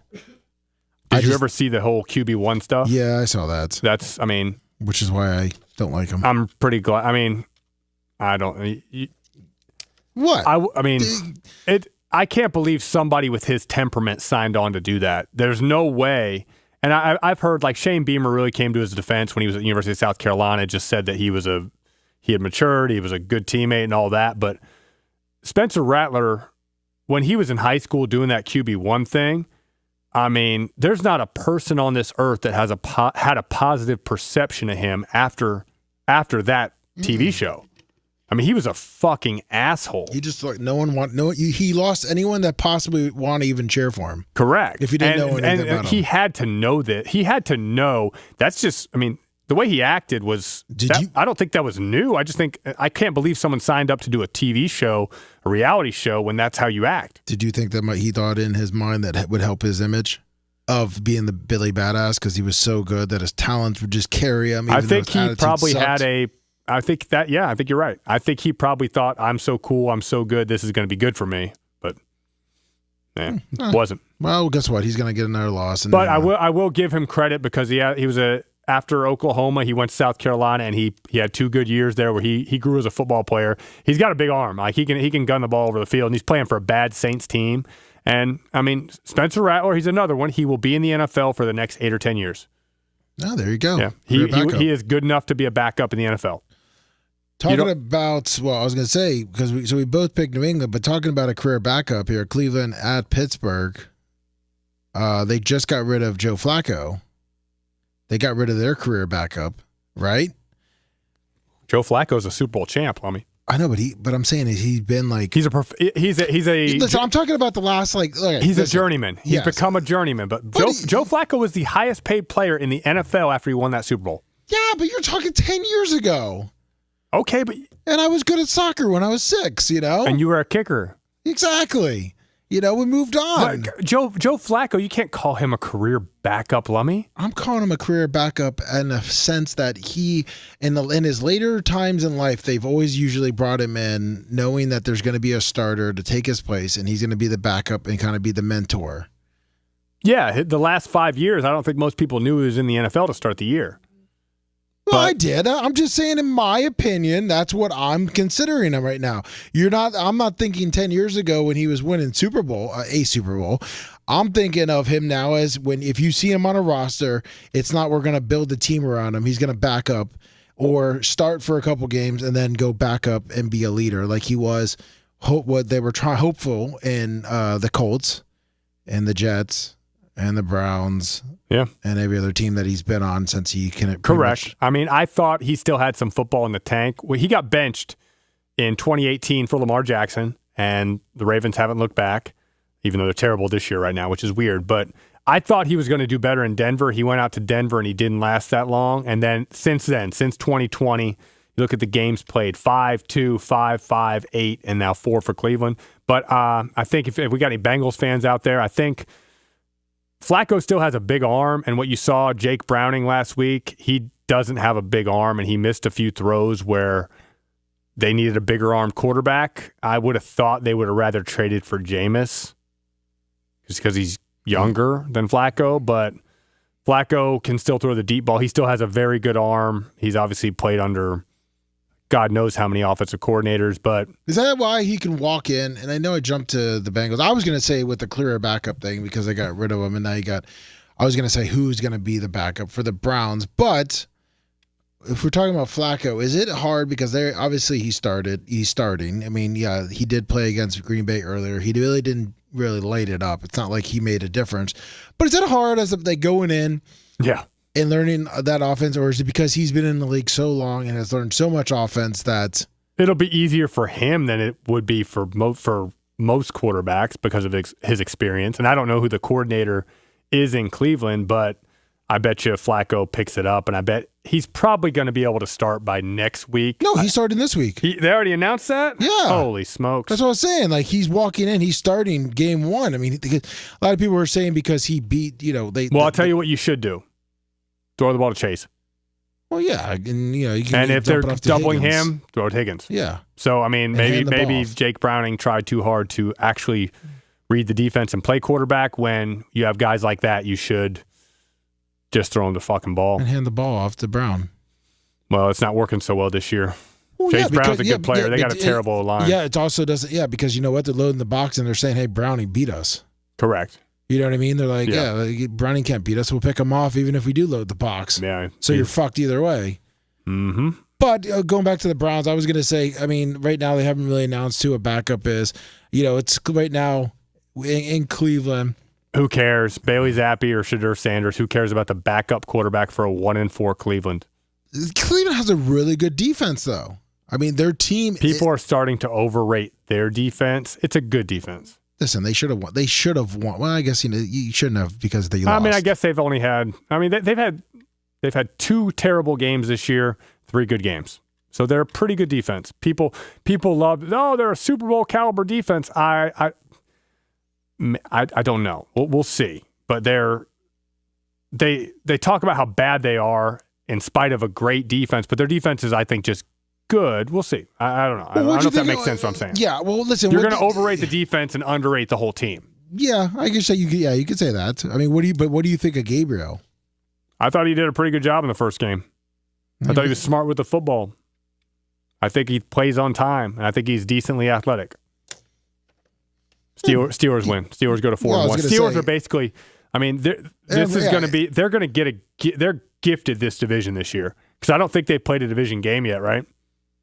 Let's click on them. Let's see. They have not. No, I mean, so they play 6 division games: Browns, Bengals, and no Lamar for the Ravens. They should go 5-1 or 6-0 against their division opponents, right? Yeah, Aaron Rodgers they should win this division without trouble. And because Aaron Rodgers is the real reason right there. What do you think of Aaron Rodgers? I mean, I have a great affinity for Rodgers because he was one of the only people that stood up in 2020. He stood up for what's actually right and truth and logic, whatever. He's a weird guy. He's an incredibly smart guy. He's one of the most amazing throwers of the football I've ever seen in my entire life, and he still has that arm. His arm is still awesome. He can still flick it. He can still throw it like a son of a bitch. In terms of just arm talent in the NFL, this is a great conversation. Everybody knows Josh Allen's got a great arm. Yeah. Everybody knows Mahomes has a great arm. Stafford, Aaron Rodgers, also just absolute unbelievable arms. Unbelievable. I'm trying to think. I won't even count Anthony Richardson because he is on the bench right now. Herbert has an elite arm. Elite arm. Who else is there that has an absolute Lamar. People don't realize it. Lamar. Well, you got Caleb Williams too. Caleb Williams got a gun. He's got a gun. I mean, and I wouldn't put Geno in that same category, but and Baker's got a cannon. Baker can throw the ball long, and he can go throw the ball hard. Jordan Love. Jordan Love's arm is, I don't think he's ever thrown a ball 60 yards in a game. He's got a very, very, very good arm, especially intermediate, but I don't think he has the deep ball of the other guys. And people always talk about how amazing his arm is. I have never seen him launch a deep ball that goes 60 yards in the air, which is hard. It doesn't happen very often. But Jordan Love's arm is really good, but I don't think it's as good as Herbert. I don't think it's as good as Herbert, Rodgers, Josh Allen, Mahomes. Who else did I say? Stafford and Lamar. What about Lawrence? Trevor Lawrence. Yeah, no, it's not on that level. It's good. It's not the elite top, like them. Top 8 in the NFL. No, and then the best arm in the NFL is Joe Milton. Joe Milton? Joe Milton's the best arm in the NFL. It's probably the best football arm in the world. Really? Yeah. I think he's the only guy in the world that can throw a football 80 yards. Everyone always talks about 70-yard throws. Never happens in games. Almost never, literally. But I think Joe Milton can throw a football 80 yards. Shit. Is there tape on that? No. I mean, Baker threw the farthest ball in NFL history. How far was that? 72. Oh. Since they tracked it. Oh, okay. Which is like the last 15 years, but he threw a Hail Mary out the end zone from his own 40. It went like 72 yards. Yeah, pretty decent. But I don't know if it was wind aided as well. I do not know. But Baker's got a cannon. He's got a cannon. Although I will say, in terms of quarterback play, Baker does need to use a little bit more leg. And it's not, what I'm saying is, it's not when you watch Matthew Stafford throw the ball, it is effortless arm talent, and there is no leg drive involved. It's like Aaron Rodgers. Same with Aaron Rodgers. Yeah. Aaron Rodgers has the best technique. He perfected the way to throw a ball with your feet off the ground and your core turning. It's an incredible process, but those are the arm strength, the NFL caliber, the elite caliber. And the other one that has a great arm, Russell Wilson. Yeah, Russell Wilson can launch a deep ball. They said he still has that strength. He does. You saw it in week 2 against Cowboys. So we got Pittsburgh. This one, Dallas at Carolina. Dallas gets back in it. Dak is playing great. I mean, the over-under's got to be high in that. Yeah, 49.5. Is that the highest total? It's just Cowboys all year, that's what's going to be because their defense is so bad. Chiefs, Lions, that's 52 and a half. I was going to say 52 at the bottom there. Yeah. I got Dallas too. Yeah, Dallas. But Carolina's got a nice start to the year after a terrible week 1 and then losing close to Carolina. They came back and shellacked the Falcons, got shellacked by the Patriots, but then beat the Dolphins. But 2-3. Dave Canales' second year. Yeah, looking pretty good. He's got him in the right direction. I don't think Bryce Young is going to be the quarterback there in one more year. So they take one more year, and then obviously could draft someone and get rid of him. I can see that. They won't. They have to pick up his option after this year. They won't pick up his option. Yeah, they're still in play out. Replace him. Yeah, I mean, because that's the beauty of taking a quarterback now. Bryce Young is his 3rd year, so let's just call his contract is basically 4 years, $40 million when he comes out with like 25 of it a signing bonus. Worst case scenario now, when you draft a quarterback that high, by the end, like they don't start to make that insane money until the 5th year when they get the option picked up or they sign a second contract. So, I mean, a good backup nowadays costs you 6 or 7. Yeah. Well, I mean, yeah. But you got to look at the investment down the line. But like you said, we're getting ahead of ourselves on that. So, I mean, Carolina still has a lot of games. Seattle at Jacksonville, the hot new team, Jacksonville. Sneaky good game. I think Seattle wins. I think Jacksonville comes back down to earth a little bit. I don't think Seattle jumps back. I'm Seattle's going Jacksonville. road favorites, huh? Yeah, I still think Jacksonville finds a way to pull this game out somehow. Rams, Baltimore. I like everything the Rams got. I know that you're all about the Rams, and Baltimore is just struggling. Yeah, I think that continues. I mean, Cooper Rush is obviously not the guy. I don't think he's fit for that offense. We talked about it. It made no sense. He's a solid NFL backup. There's no reason he shouldn't be a backup quarterback in the NFL. He's proved that. But for the Ravens, why? Again, why? Why isn't Marcus Mariota your backup? I know he's the backup with in Washington, but somebody like that, somebody that fits Lamar's style. Well, didn't make sense. If you're going to go with, you might as well just have cut Huntley. He was a fine backup when he was with them. You don't like Huntley? He was all right. I like him. No. Hold on. I'm not saying he's like a fucking superstar, but he's a backup for a reason. Yeah. You know what I mean? He came in, I think he won a couple games. But if you think about it, when he came in, and maybe it's just a totally different team now, but I think it was only, 2 years ago, he came in, and it wasn't that the Ravens were getting blown out, and you're looking at it going, holy shit, the Ravens are now god-awful. Well, they were a very good team around him. They had a really good team around him. But how much has changed, really, with the Ravens? That much? That's what's weird. That is very, very weird. But, all right, here we go. Tyler Huntley stats.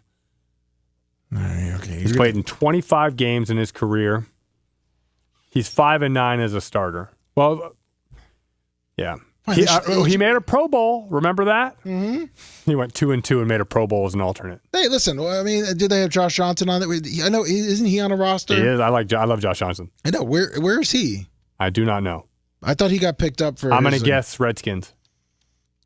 Let's see here. Josh Johnson, NFL. Redskins. Wow. Did he ever play for Baltimore? Because he played for everywhere. Yeah, I think he played for Baltimore. Look at that. That is the best. Yeah, that is the best career history I've ever seen. He played for Baltimore last year. Yeah. Say it right there. You might as well just fucking keep him around. Yeah. Now he's on what? Jesus. But what is he, 37, 38?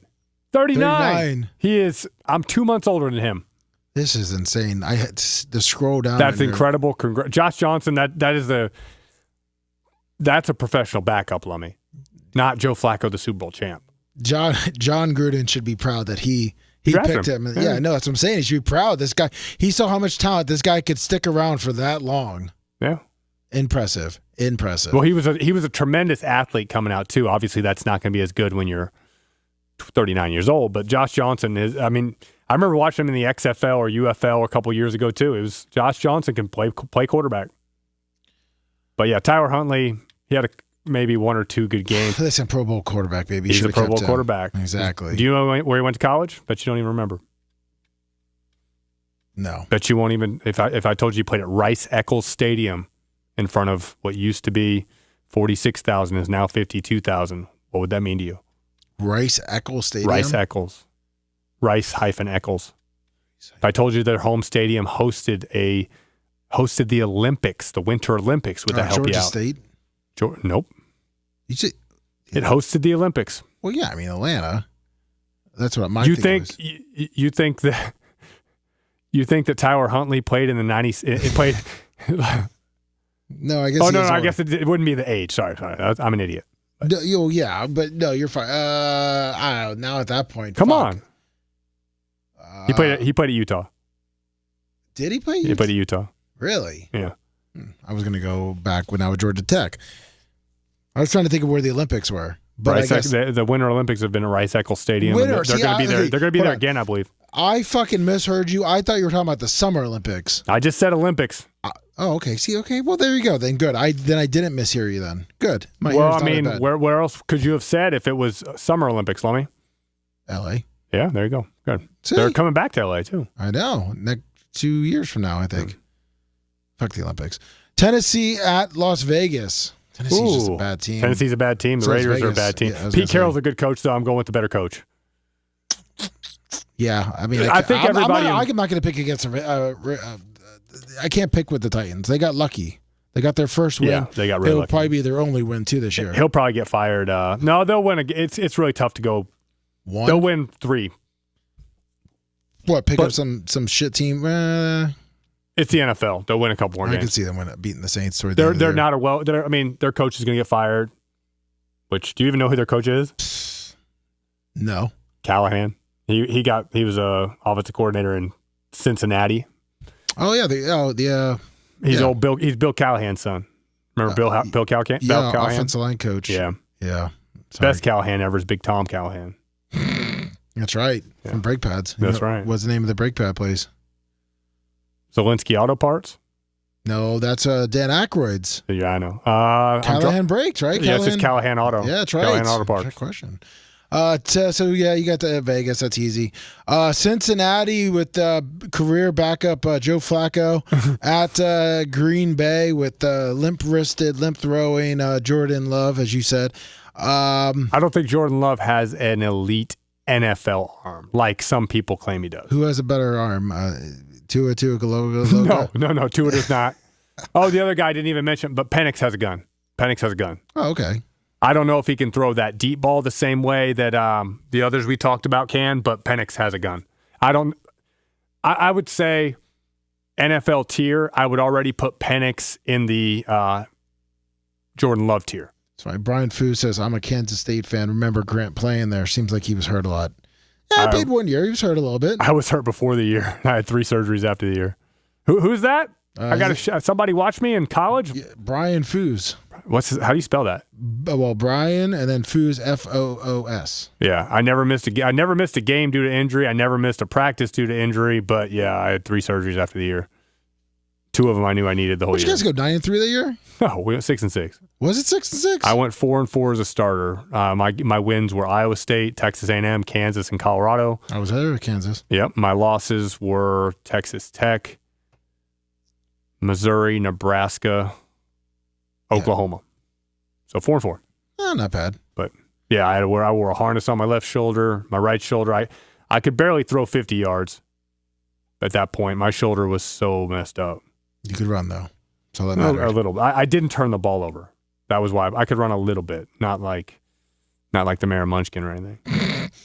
So we got Cincinnati at Green Bay. Joe Flacco comes in to Green Bay. I will say to that guy, the K-State fan out there, I promise you I was not nearly as talented as Avery Johnson, but I was not a fucking pussy. Well, listen, you are not a fan of Avery. I'm a fan of his talent, but again, go back to K-State football. The quarterbacks that we've had from when Bill Snyder came back, myself, Carson Kaufman, Colin Klein, Jesse Ertz, Jake Waters, Skylar Thompson, Alex Delton, Will Howard. Every one of us is making that fucking tackle except the best athlete, Avery Johnson. Hey, wasn't Freeman there when you were there? No, he was there before me. Was he? Yeah, he was there before me. That's why I was able to go there. He left early for the draft. Snyder, that's right. Snyder came out of retirement, and he was what year was he drafted? 09 draft. His 08 season at K-State. That's right. Mm-hmm. That's right. For some reason I always think he's he's younger than you. He's way young. Yeah, that's where my confusion gets. He was a 3-year college player. I was 6. Yeah, wasn't he 19 or 20 when he got drafted? 21, I believe. I don't know what his birthday is, but he's young. He's super young. And Josh is a great guy. Like I when I got back from Kansas State, my teammates at K-State were like, "Hey, Josh is in Tampa. You and Josh get along great. Here's his number. Give him a call." And Josh and me hit it off. Josh is a good friend of mine. I still hang out with him to this day. He's a cool dude. Really cool dude. Good beer pong player. He's a phenomenal at all those type of drinks. He's a great athlete. He's a great athlete. Yeah, his brother's good too. Cincinnati at Green Bay. So, fuck. I don't think I'm going to take 14 and a half, double digits in the NFL. That's a lot. 14 and a half. Bengals. Go Flacco. Take the points. Yeah, that's what I'm going to do. I'm taking the points, even plus 14 and a half. I don't see Cincinnati winning. Throw it to Jamar Chase every play. Give him 30 targets. There you go. That's why I wanted to see Jameis go there. That would have been the most targets. Fun. He would have had like 30 targets to him, but thrown like 15 interceptions. In one game. There's 5 games. If you could have traded Jameis for the next 12 games, Jamar Chase might get 200 targets in 12 games. And this is not a negative to Freeman, but I could totally see where Jameis goes in. And remember when Freeman went from the Bucs to the Colts, that Monday night game when Vikings. Was it Vikings? Yeah. Yep. Yeah. They played him way too early. And he threw it was just a bad game. Yeah. That's what I could see Jameis doing. And apparently I know he played through a concussion also, which nowadays wouldn't be allowed, but anyway. Now listen, Joe Flacco's he's gonna cover the spread, but he's not gonna beat Green Bay. Green Bay wins. Well, we're good. Bucs game lasts. Lions Chiefs. This is a good game. Very good game. At Kansas City, they're 1.5 point favorites despite their meltdown on Monday night at Jacksonville. Yeah, I don't know if they're gonna bounce back against Detroit. I don't like betting against Detroit because you know what? I like Detroit. I like the coach. I like them a lot too, but I'm going with the Chiefs at home. I'm going really? Chiefs at home. Yeah. I still think they're a playoff team, and I think they get it done at home. And again, I'm not surprised, but Vegas knows how tough it is to win there. They got to get back on schedule. 99-yard touchdown, interception for touchdown is just a complete game-changing play. That's what lost them the game last week. I'm going Detroit. Monday night, Bills Falcons. Big game for Penn. This is his first primetime start, right? I think so. I don't think he's had any as a Bucs fan. I've seen him because we're same division, but I don't think Penix has had an opportunity to shine in front of the whole world. No. Yeah, Bucs, Vikings, Panthers, Commanders, no. But anyway, I think the Bills bounce back. Yeah, I think the Bills are, and I do root for the NFC South to not be good other than the Bucs. Exactly. Chicago, Washington. Is Daniels back? He's not back, is he? Is it still Marcus Mariota? Daniels is back. Is he? Oh, that's going to be a tough game. It's the dual Monday night games? Good. Yeah. 8:15, Chicago, Washington. I'm going Bears. Yeah, I don't think Daniels is going to get there. Chicago's got a lot of weapons. I think they figured. They do. And they're figuring it out a little bit. But then go back to this. We got a great game at 4:25. Yeah, I'm glad they flexed it to that too. Yeah, 49ers at Bucs. It's going to be Mac Jones. Is it? Okay, it's going to be Mac Jones. Purdy's not back. Correct. It's going to, and Purdy. Mac Jones. He played well against the Bucs 4 years ago as a rookie in the Brady game when Brady went back for I believe that was a Monday night game. Do you remember that, Lummy? Yes, I do. Yeah, he played well in that game. I think the Bucs won in overtime or on the last second field goal. The one thing with the Bucs is for some reason rookie quarterbacks play really well against the Bucs. No matter who the coach is, no matter what it is, for some reason they definitely show up. Yeah, and going all the way back to Danny Dimes, to Brock Purdy, there's been a lot to Taylor Heineke. Fuck, the guy in the Bears. Who's the number 5 pick. Mitch Trubisky? Mitch Trubisky. He had a big... There's no N, Trubisky. Mitch Trubisky. And there was also... Nick Foles had a big game. I mean, all the rookie quarterbacks just... I think I'm correct. Taylor Heineke was not a rookie in that game when the... Oh, in the playoffs? Yeah, he was not. Was he a second-year player? Correct. Oh. Second or third. Robert Griffin had a good game against the Bucs. I was there. That was against Josh. Yeah, Daniel's his first game last year. But Bucs, man. Bucs are 2.5-point favorites. I still don't think there's any Evans. I've heard Bucky is questionable. I think it's the shoulder more so than the ankle, actually, which is that shoulder. He'll wear a harness. And again, when you sublux a shoulder, when it pops out, everything around it is loose for the rest of the year. That will be an issue the rest of the year, especially when you're getting tackled by extremely strong people. He was not spotted on the field for Thursday's practice. All right. So he's probably out. But Rachaad White, very capable. Actually, Rachaad White's a little different player, but he's a good player. And I like Tucker. I know Tucker didn't do anything last week. I want to see Tucker get the ball. He is our fastest running back, and he's also the biggest. Is he? Tucker, Rachaad White is 6'2", 212. I think is 6'2", 212 bigger than I think Tucker's 5'10 and a half, 215. Yeah, okay. But Tucker is he's a load. He's a load. He is. He's a little bowling ball. I'm going Buccaneers. Same here. I'm not picking against them. Of course. Especially the way we're playing right now. We got to pick a score, though. I know. It's 27-21. We're down 21-20. Baker scores a fourth quarter touchdown, rushing to win. Really? Rushing touchdown. Why not? And then defense holds on 27-21 Bucks. I think it's going to be. I think they're going to take care of business. I think it's going to be 24-14. I think they keep the 49ers at 14 points. Yeah, I think they shut it down. 24-14 there. I would love to see the defense play that well. That'd be great. Yeah, hopefully they can step up and play that well. And hopefully we're coming back next week. And I was win. Lummy, did you happen to watch Wyoming this weekend? Fuck no. I don't think most people did. Who did they play? Was it UTEP White? No, this past weekend, 1 week ago. Well, you got to go. What are they? Mountain West. Where are we at here? Mountain West. Where the fuck is the Mountain West? After the MAC. Oh, fuck. Okay, look, I got some M's down here too. Okay, I went too far down. ESPN sucks. UNLV. Dan Mullen is still undefeated. But anyway, there was snow on the field in Wyoming. Really? There already was. Look at that. Oh, you see? Yeah. Right there. And that is the highest stadium in college football. I'm 99% sure. Higher than Mile High? Yeah. No, is Boulder not that high up? I know Wyoming is over 7,000 feet. Highest college football stadium. Elevation. Yeah, right there. Look at that. It's like it knew I wanted that. There you go, War Memorial. Well, that's Western Colorado, but there you go, War Memorial right there. There we go, 7,220. And I believe number 2 might even be, I didn't realize this, but Albuquerque. Albuquerque is pretty high as well. There you go, click on that. Yeah. Wyoming, number 1, Northern Colorado's Arizona. number 5. So New Mexico, which New Mexico is about the same as Colorado. Oh, look at that, the Air Force number 3. Is there anybody on there, the App State? Ooh, I did not know Texas Tech was 3,200 feet of elevation. Look at that. Did not know that.